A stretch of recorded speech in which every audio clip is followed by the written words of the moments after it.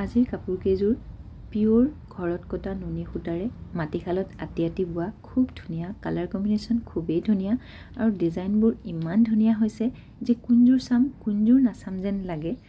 তো আপোনালোকৰ যদি তেনেকুৱা লাগিছে তেতিয়াহ'লে কমেণ্ট এটা কৰিবলৈ নাপাহৰিব আৰু যদি ভাল লাগে ল'ব বিচাৰে তেতিয়াহ'লে স্ক্ৰীনত থকা হোৱাটছআপ নাম্বাৰটোত হোৱাটছআপ কৰিব পাৰিব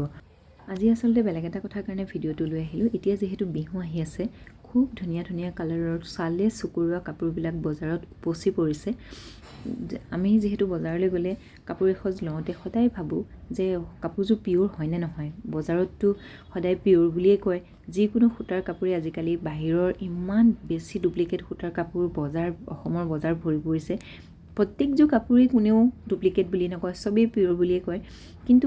আমাৰ যিখিনি অসম প্ৰডাক্ট পলুৰ পৰা হোৱা প্ৰডাকশ্যন সেইখিনি সূতাক যেতিয়া পিয়ৰ বুলি কয় সেইখিনি আমি অকণমান সৰু আমি যদি কেইটামান কথা জানো তেতিয়াহ'লে আমি সেইখিনি তাতে চাব পাৰোঁ পিয়ৰ হয়নে নহয় অকণমান কিবা কৰি পেলাই সূতা উলিয়াই পেলাই যদি আপুনি পুৰি চাব পাৰে